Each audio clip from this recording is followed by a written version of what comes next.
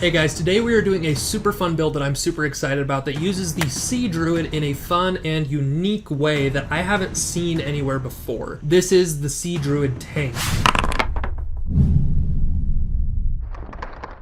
Now when you see Sea Druid, you probably think that it's meant to be a blaster, and I think that's because it is. It has a unique feature where you create an aura, it takes your bonus action, it does a bunch of damage if they fail a Constitution saving throw, but this is not the way I want to use it. I think it is not well designed as a blaster for several reasons. I think the aura uses a Constitution saving throw, which is the worst kind of saving throw, honestly, throughout D&D. It doesn't do enough damage to really be a blaster, and it forces you to be up in melee, which as a druid is usually not the best option. So today I want to fix some of these problems that I'm seeing to use this druid in a unique way that makes it a lot better.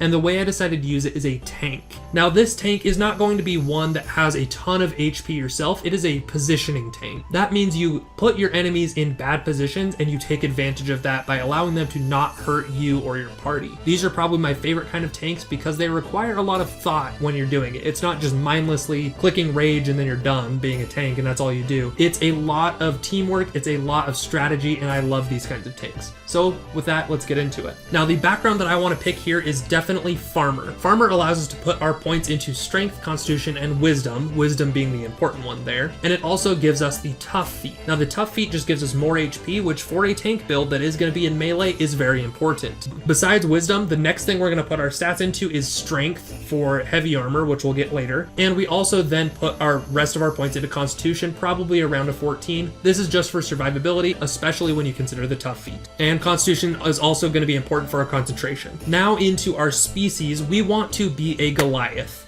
And I think there are 3 Goliath options that really stand out here. The first is the classic Stone Goliath. The damage reduction is great for a tank. It is awesome, and it is a great choice. The second one is the Hill Goliath. It allows us to knock someone we hit prone, and that's also great. It just is a good prone, and prone is a good condition, giving our melee allies advantage on attacks, including ourselves. The third one, which is the one I am going to pick, is the Frost Goliath. The reason I'm picking this one is we are a positioning tank, not necessarily an HP tank, so we want to use the Frost Goliath's slow ability to pin our enemies in bad situations so they can't hit us effectively. And that is what the slow ability of the Frost Goliath allows us to do extremely well on top of the other things we're already doing. So Frost Goliath is what I'm picking. On top of what it normally does, we also get our large form, which gives us advantage on strength checks and also gives us a large size, meaning our aura is bigger, which for this build is going to be very effective. The third thing that Goliath does that's super awesome is it gives us a higher move speed. Very important for a positioning based character, especially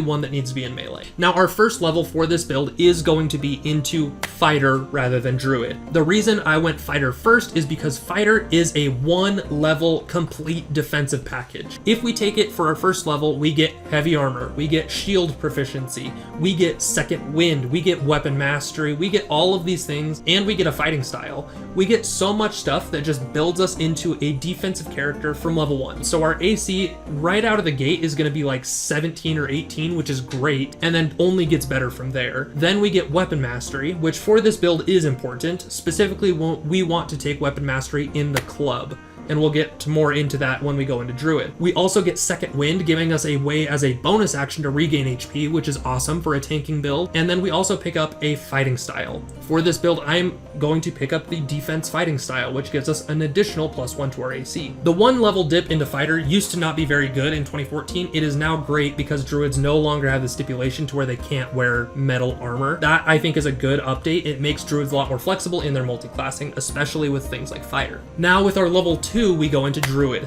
And the main thing we're getting at this level 2 in Druid is spell casting. I'm going to focus on the cantrips now, and I'll focus on the level 1 spells once we get our subclass. The 2 cantrips that I definitely want to pick up are Shillelagh for our club and Thorn Whip. Now Shillelagh with our club gives us a wisdom based attack that uses the slow property, so we can smack somebody in melee, do a good chunk of damage, and we can slow them down by 10 feet. The other side of this is Thorn Whip, which is also a directional tanking spell. We can pull an enemy closer to us. Very good for pulling a ranged enemy closer to us so then they can't escape, giving them disadvantage on attacks, etc. Both of these spells gives us more versatility in what we want to do. These are the 2 must picks. Now between picking up the Warden or the Magician, I went with Magician. Warden doesn't give us anything. We already have the armor and we already have the weapons. However, Magician gives us 1 extra cantrip, so you could pick up literally whatever you want. I'm just gonna go with any utility cantrip. At our level 3 or level 2 in Druid, we pick up Wild Shape, which we're not going to use the most right now. We're not going to use it except for like little scouting things where we turn into a little rat or something and run through a room to scout ahead. We also get the Wild Companion, which is basically the same thing. The Familiar is probably a little bit better because it has a little more combat use, so I might use that over the base Wild Shape a little bit more often. At level 3 in Druid, or character level 4, we pick up the Sea Druid subclass. Now, the main feature of the Circle of the Sea Druid is that we get this Wrath of the Sea aura.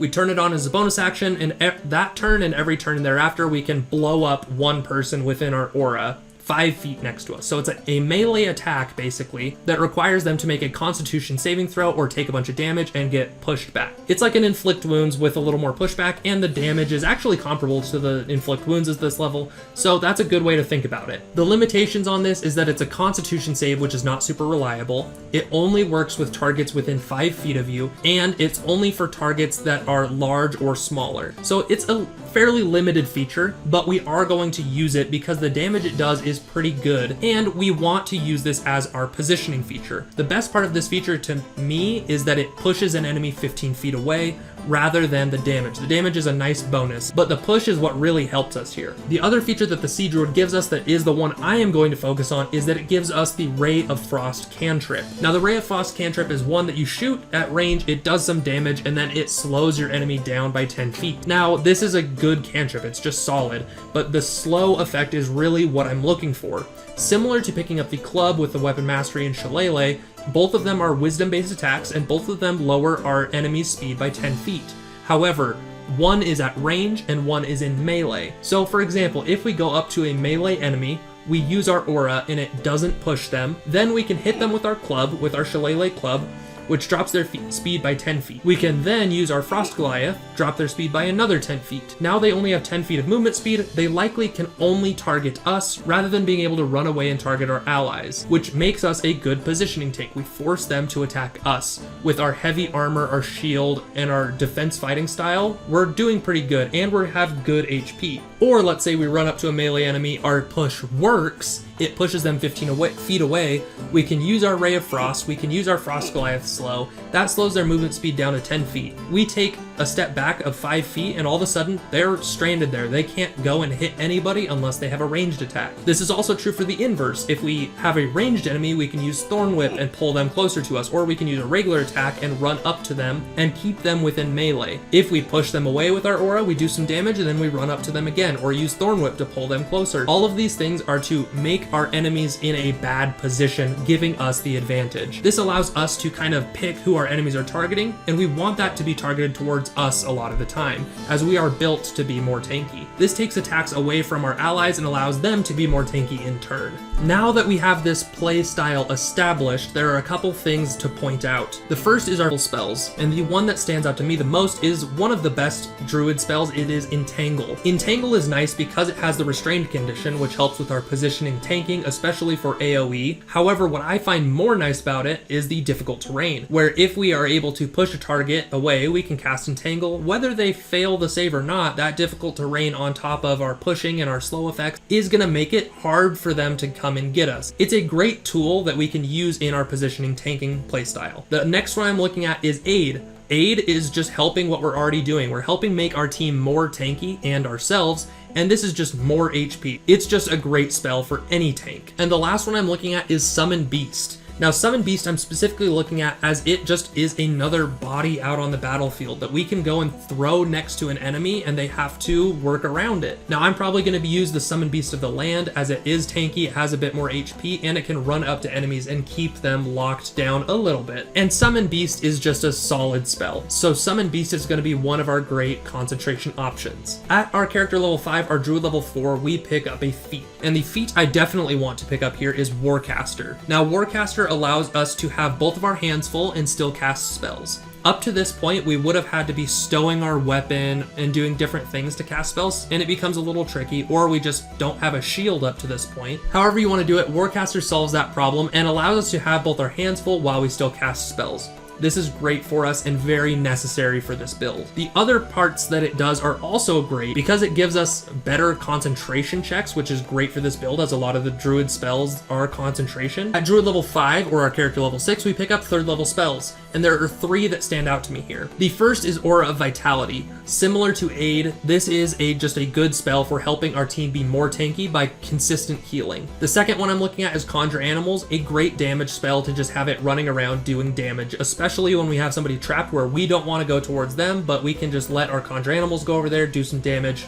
Great. The last one is Summon Fae, the Mirthful variety. Now this is going to be a little bit better than the Summon Beast as far as tanking goes. The Fae itself is a little bit squishier, however, the advantage that it has is the Mirthful part of it. When it teleports towards somebody, it can attempt to charm them. And when the creature is charmed by the Fae, that means they cannot attack the Fae or us. If we have a melee enemy that's next to us and our Fae charms it, we don't have to worry about them. They can't attack us. And if their movement speed is already dropped, they can't attack anyone else either. It's another tool to make our positioning tanking even more effective. At druid level 6, character level 7, our aura gets a bit bigger and we get a swim speed. It makes our positioning a little bit easier so we can be at 10 feet away instead of 5 feet, but honestly, it's not a very big change at all. At druid level 7 or our character level 8, we pick up 4th level spells and we pick up a very big one, which is Conjure Woodland Beings. Now, Conjure Woodland Beings is kind of like Spirit Guardians. I wish it had the speed reduction that Spirit Guardians has, but it is still good. And